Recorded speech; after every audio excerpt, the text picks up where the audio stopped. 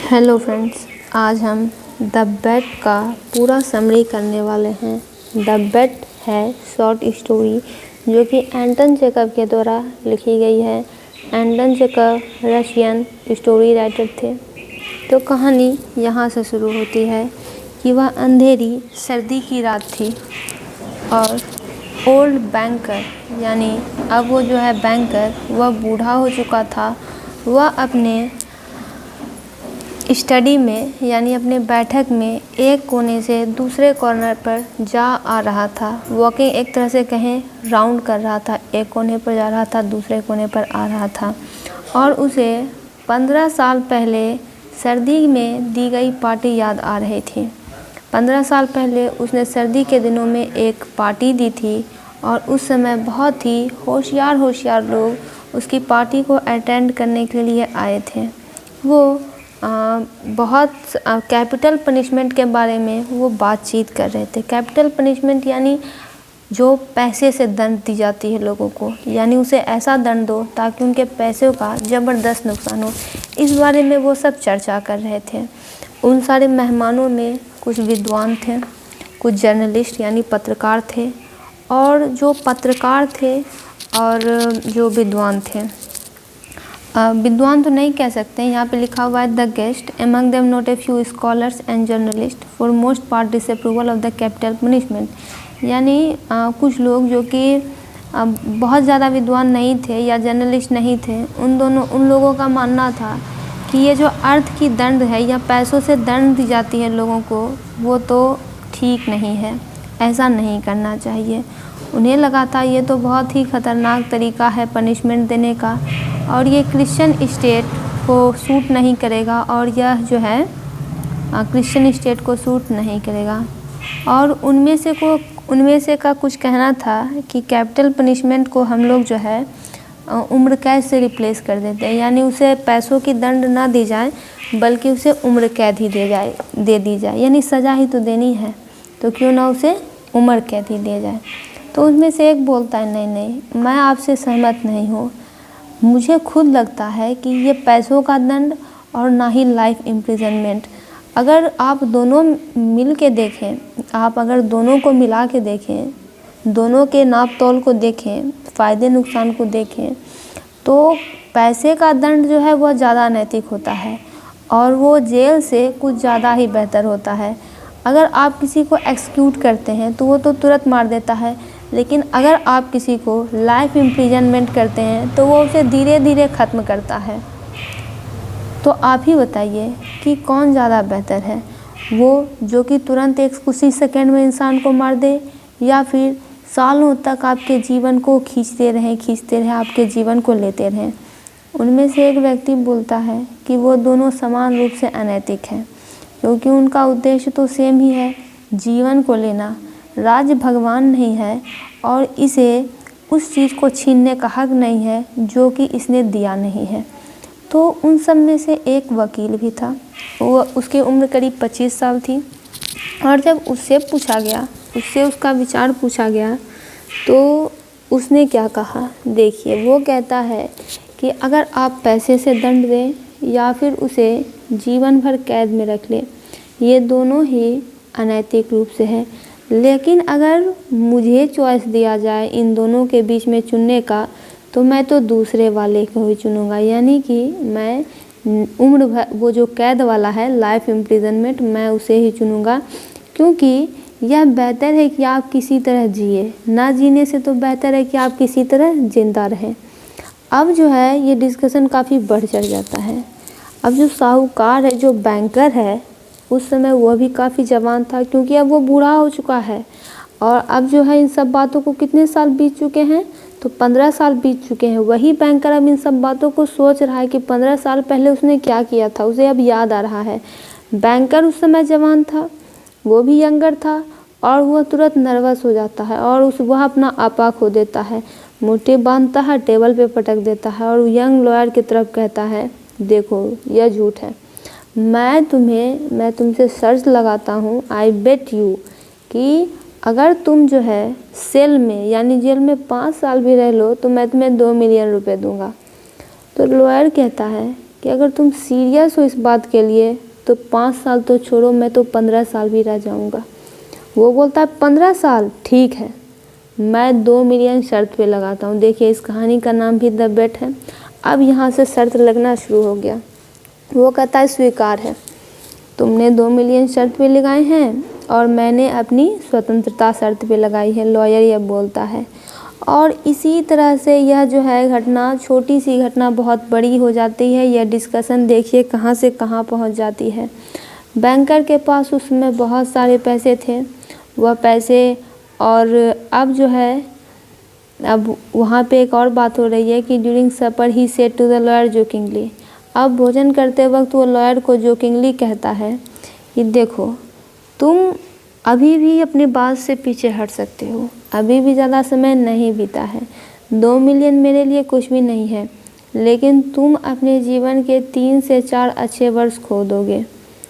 आई से 3 और 4 because you will never stick it to any longer. मैं 2 या 3 या 4 साल इसलिए कह रहा हूँ क्योंकि तुम इससे ज़्यादा कभी भी कैद में रह ही नहीं पाओगे।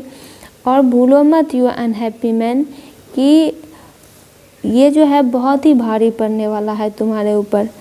तो ठीक है। और अब यहाँ से जो है बात या फिर घूमने पर आ जाती है कि अब वो जो बैंकर है वह कॉर्नर टू कॉर्नर घूम रहा है और अपने आप से ये बोल रहा है कि मैंने ये शर्त क्यों लगाई, क्या ज़रूरत थी इसकी। वो जो लॉयर है उसने अपने जीवन के 15 साल गंवा दिए और अब मुझे, क्योंकि मैंने शर्त लगाया था कि मुझे उसे 2 मिलियन देना है, तो मुझे उसे अब 2 मिलियन देना पड़ेगा। फिर है कि अब वो ये बात सोच रहा है। तो देखिए अब यहाँ से ये बात समझ में आती है कि 15 साल पहले यह सब घटना हुई थी, 15 साल बीत चुके हैं, यानी उस लॉयर ने जो कहा था उसने वह कर दिखाया है और अब बैंकर को उसे पैसे देने पड़ेंगे। लेकिन अगर आप और आगे कहानी पढ़ेंगे तो आपको पता चलेगा कि बैंकर की हालत अब वैसी नहीं है जैसे कि 15 साल पहले हुआ करती थी। तो अब देखिए यहाँ से कहानी स्टार्ट करते हैं। फिर वो कुछ और इन्फॉर्मेशन याद करता है कि आगे क्या हुआ था उस शाम की पार्टी के बाद। यह निर्णय लिया गया कि लॉयर को स्ट्रिक्ट और ऑब्जर्वेशन में, यानी बहुत ही कड़ी निगरानी में उसे जेल में रखा जाएगा। उसी के गार्डन में एक जेल बनाया गया था और ये भी दिया गया था कि वह जो है थ्रेशोल्ड को, यानी एक जगह थी, उसे वो पार नहीं कर सकता है। वो जो है फिर है कि उसमें कुछ और बातें भी दी गई थी। फिर है कि वह सिर्फ जो है म्यूजिकल इंस्ट्रूमेंट का यूज़ कर सकता था, किताबें पढ़ सकता था, लेटर्स लिख सकता था, वाइन पी सकता था, टोबैको स्मोक कर सकता था और एग्रीमेंट से वो कम्युनिकेट कर सकता था, लेकिन सिर्फ साइलेंस में। और अगर उसे बाहर की दुनिया से जुड़ना है तो उसे एक छोटी सी खिड़की खुली छोड़ दी गई थी जो कि उसी पर्पस के लिए बनाई गई थी। जो भी नेसेसरी उसके लिए था, बुक्स, म्यूज़िक्स, वाइन्स, वो जो है किसी भी क्वांटिटी में प्राप्त कर सकता था। वो विंडो से नोट लिख सकता था, अंदर से विंडो के बाहर दे सकता था और उसे सारी पूर्ति की जाती थी। एग्रीमेंट में बहुत छोटे से छोटे डिटेल्स मौजूद थे जो कि उसके कन्फाइनमेंट को, यानी वो जो अंदर रहा था, उसे बहुत अकेला बना रही थी। और उसे माना गया था कि आपको जो है यह एग्जैक्टली 15 साल आपको यहीं पे रहना पड़ेगा, from 12 o'clock of November 14, 1817 to 12 o'clock of November 14, 1885।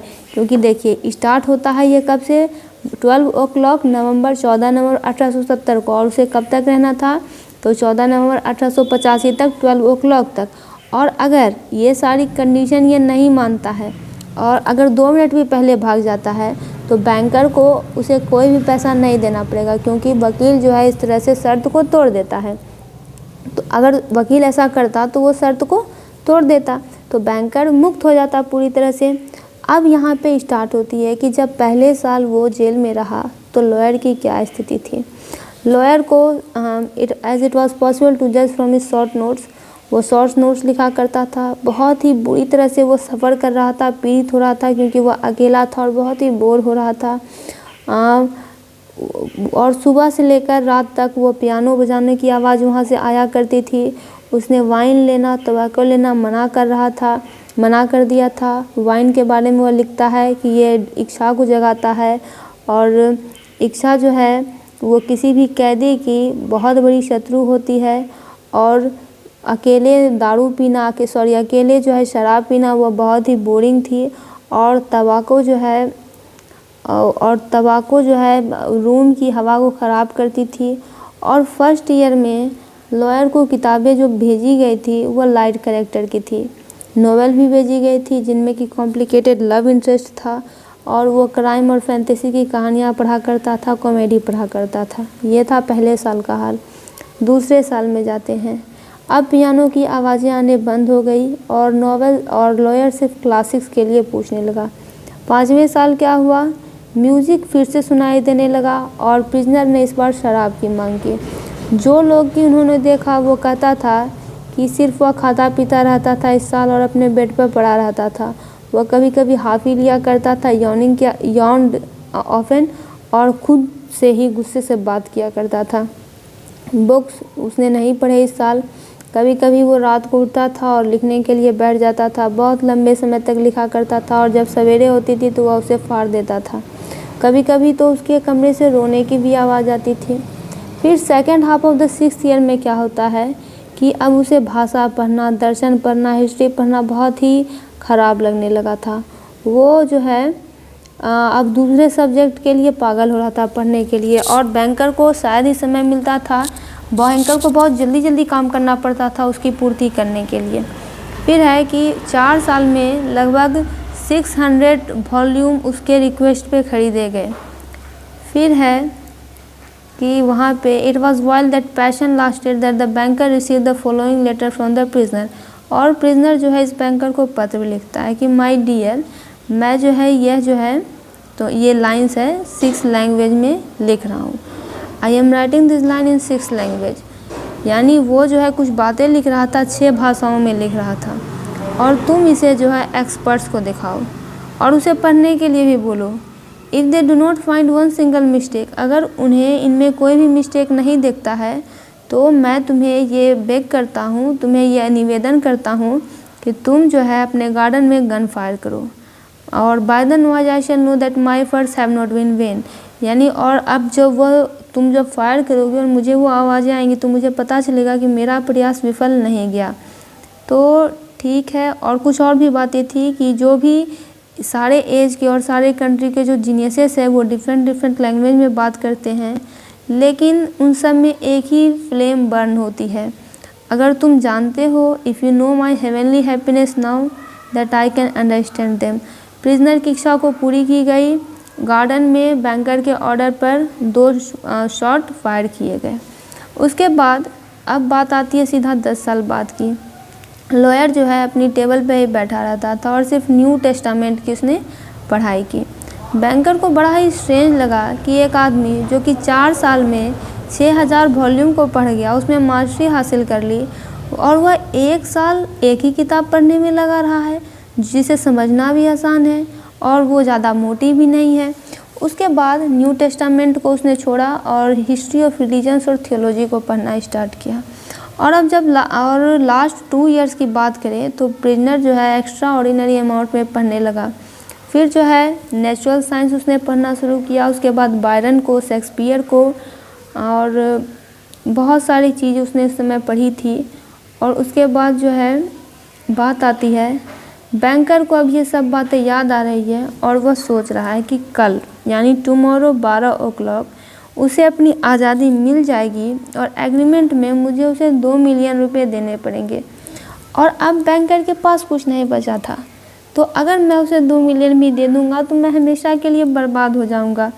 15 साल पहले तो मेरे पास बहुत सारे मिलियन थे, लेकिन अब जो है मुझे पैसे भी नहीं है क्योंकि सारा पैसा खर्च होते गया इस पे, लॉयर की पूर्ति करते करते इसका सारा पैसा खर्च हो गया, तो अब इसके पास पैसे बचे ही नहीं। फिर आता है बहुत सारी बातें को अब वो सोच रहा है, तो फिर जो है अब वो निराशा में डूब जाता है और अब वो सोचने लगता है कि आखिर वो लॉयर मर क्यों नहीं गया। अब देखिए उस समय वो वकील कितने साल का था, 25 साल का था, 15 साल हो गए तो अब हो गया 40 साल का। अब ये सोच रहा है वकील तो सिर्फ 40 साल का है और क्या करेगा, मेरे पैसे लेगा, जाएगा, शादी करेगा, एंजॉय करेगा और आराम से रहेगा। लेकिन मेरे पास क्या बचेगा, मैं क्या करूँगा उसके बाद, आखिर वो व्यक्ति मर क्यों नहीं गया। और उसके बाद जो है घड़ी में 3 की आवाज़ आई। The clock had just struck 3। Banker सुन रहा था। घर में सभी लोग सो रहे थे और जो है सिर्फ जमे हुए वृक्षों की आवाज़ आ रही थी। और अब बैंकर क्या करता है, कोई आवाज़ नहीं करता है। वह उस वाले दरवाजे की चाबी लेता है जो कि 15 साल से नहीं खुली थी, अपना ओवरकोट लेता है और अपने घर से बाहर निकलता है, गार्डन की तरफ जाता है। गार्डन में अंधेरा था, बहुत ठंडी थी, वर्षा भी हो रही थी और थोड़ा थोड़ा विंड भी गार्डन में बह रहा था और वृक्ष भी शांत नहीं थे। फिर जो है बैंकर जो है ग्राउंड को भी नहीं देख पा रहा था, वाइट स्टैचू को भी नहीं देख पा रहा था, ट्री को भी नहीं देख पा रहा था। और जब वो गार्डन विंग के पास जाता है तो वो वॉचमैन को 2 बार आवाज़ देता है, कोई आंसर नहीं मिलता है। तो उसे लगता है कि वो जो वॉचमैन है वो बैड वेदर से सेंटर लेने के लिए कहीं किचन या फिर ग्रीन हाउस में सो रहा है। तो फिर है कि यहाँ पे if I have the courage to fulfil my intention, यानी अगर मुझे अपने इरादों को पूरा करना है तो the suspicion will fall on the watchman first of all, तो सबसे पहले तो इल्ज़ाम उस वॉचमैन पे जाएगा। फिर अंधेरा था तो वह जो है कुछ स्टेप्स आगे बढ़ता है, डोर पे जाता है और गार्डन विंग के हॉल में जाता है। उसके बाद जो है वहाँ पे कोई नहीं था। फिर वो और आगे बढ़ता है। फिर वहाँ पे वो देखता है कि जब when the match went out, the old man trembling from agitation peeped into the little window। अब यानी यह व्यक्ति लिटिल विंडो से झांकता है। प्रिजनर्स के कमरे में एक छोटा सा कैंडल जल रहा था डीम लाइट में। प्रिजनर खुद टेबल पर बैठा हुआ था, उसके पीछे में जो है उसके बाल बहुत बड़े बड़े हो गए थे, बाल दिख रहे थे और हैंड्स भी विजिबल थे, बाल दिख रहे थे, हाथ दिख रहे थे। ओपन बुक्स वहाँ पे पड़े हुए थे, 2 चेयर थे और एक कारपेट रखा हुआ था वहाँ पे। 5 मिनट निकल गए और प्रिजनर जो है हिला डुला नहीं। फिर है कि यह बात बताती है कि 15 साल जो वो कैद रहा वो बताती है कि आखिर मोशनलेस कैसे रहना है। फिर बैंकर जो है विंडो पे टैप करता है अपने फिंगर से, लेकिन प्रिजनर जो है कोई रिप्लाई नहीं देता है। तो बैंकर उसके बाद क्या करता है, सील को तोड़ देता है और उसकी को उस डोर में लॉक में फंसा देता है। और अब उसमें जंग लग गया था उस लॉक में, उसमें थोड़ी सी आवाज़ आती है और डोर क्रिक करता है।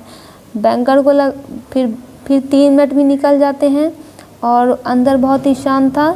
और उसके बाद जो है वो सोचता है कि अब मुझे उस दरवाजे के अंदर जाना चाहिए। अब वो जब अंदर जाता है, प्रिजनर के जगह पे चला जाता है, तो टेबल से पहले एक आदमी बैठा हुआ था, एक साधारण आदमी की तरह, और वो अब हड्डी का ढांचा लग रहा था। महिला जैसे उसके बाल लंबे लंबे हो गए थे और उसके बियर्ड शैगी हो गए थे। उसका चेहरा पीला पड़ गया था, गाल धंस चुके थे, बैक लॉन्ग और नैरो थी और हैंड जो है उसके हेयरी हेड पे थी। और उसे देखना अब एक दया जैसा लग रहा था। उसके हेयर सिल्वरिंग ग्रे हो गए थे। अब टेबल पे जहाँ पे कि उसने अपना सर झुका के रखा था, वहाँ पे एक पेपर का शीट था जिस पे कि कुछ लिखा हुआ था। अब आप लोग तो समझ ही गए होंगे कि यह बैंकर वहाँ पे क्यों गया था। वह उसे जान से मारने के लिए गया था। वो बैंकर सोच रहा है, वह सो रहा है और अपने सपने में मिलियंस के सपने देख रहा है। मैं तो उसे तुरंत ख़त्म कर दूँगा, लेकिन इससे अच्छा है कि मैं क्यों ना इस नोट को पढ़ लूँ। बैंकर उस शीट को लेता है टेबल से और उसे पढ़ना शुरू करता है। ध्यान से सुनिए उसमें क्या लिखा हुआ है। उसमें लिखा हुआ है कि कल मिडनाइट 12 o'clock मुझे अपनी स्वतंत्रता मिल जाएगी और मुझे जो है लोगों से मिलने का अधिकार भी मिल जाएगा। लेकिन पहले, इस रूम को छोड़ने से पहले और सूरज को देखने से पहले, मैं तुमसे कुछ शब्द को कहना चाह रहा हूँ।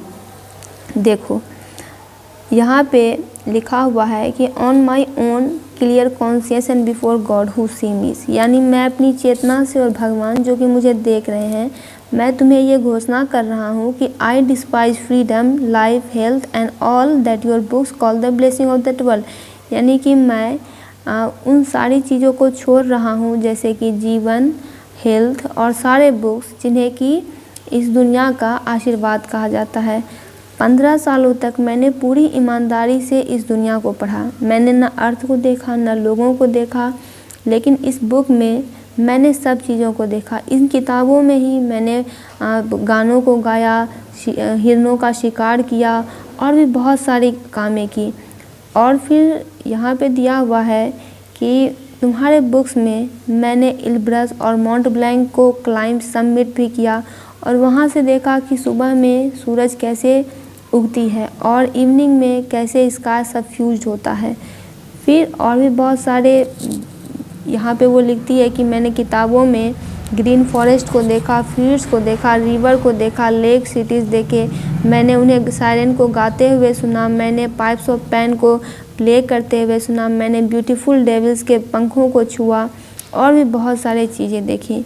तुम्हारी किताबों ने मुझे बहुत सारा ज्ञान दिया और मुझे यह पता है कि I am cleverer than you all, कि मैं जो है तुम सबसे अब क्लेवरर हो गया हूँ। लेकिन तुम्हारे बुक्स के अलावे, सारे वर्डली ब्लेसिंग और विजन के अलावा, everything is void, frail, visionary and delusive as a mirage, यानी सब जो है डिल्यूसिव है, किसी मिराज की तरह।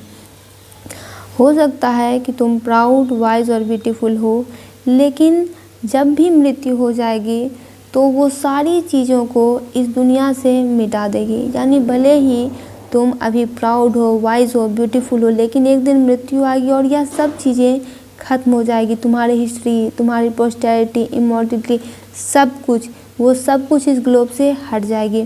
तुम लोग पागल हो और गलत जगह पे जा रहे हो।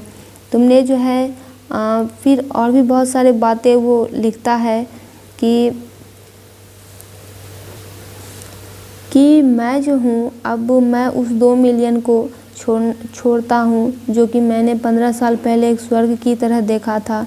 और जो है तुम्हें I may deprive myself my right to them, और मैं जो है यहाँ से बिल्कुल 5 मिनट पहले निकल जाऊँगा और इस एग्रीमेंट को तोड़ दूँगा। यानी अब जो है वो इस पैसे को नहीं ले रहा था, वह यहाँ से 5 मिनट पहले चला जाता और इसके पैसे नहीं लेता और यहाँ से भाग जाता। अब इन सारी बातों को वो बैंकर पढ़ता है। वह जो है उस शीट को वहाँ पे रख देता है, उस स्टेजमैन के माथे को चूमता है और रोना शुरू कर देता है। वो विंग से बाहर निकलता है और वहाँ पे जो है घर आता है, अपने बेड पे पड़ जाता है और रोने लगता है। बहुत ज़्यादा रोता है और उसे खुद पर बहुत ज़्यादा अफसोस होता है कि वो क्या सोच रहा था। वह उस आदमी को मारना चाह रहा था, मारने गया था, लेकिन वह आदमी तो कुछ और ही निकला। वह तो इसके सारे रुपए पैसे छोड़ने के लिए तैयार था, उसे अब कोई लालच नहीं रखा हुआ था। तो अगली सुबह क्या होता है, वॉचमैन आता है और आता है वहाँ पे और उसे कहता है कि उसने उस मैन को देखा जो कि विंड क्लिम में रहता था। वो विंडो से चढ़ के गार्डन से वो जो है भाग निकला है। वो गेट तक गया और उसके बाद डिसअपीयर हो गया। बैंकर जो है अपने सर्वेंट्स के जाता है उस विंग में और देखता है कि वह तो प्रिजनर भाग गया है और कोई ज़्यादा र्यूमर कोई अफवाह बाहर ना फैले, इसलिए वह जो टेबल पे वो पेपर रखा था उसको वो ले आता है और अपने सेफ में शांति से बंद करके रख देता है। तो दोस्तों, इस तरह से इस चैप्टर का पूरा समरी कंप्लीट होता है। वीडियो को लाइक और चैनल को सब्सक्राइब ज़रूर करें।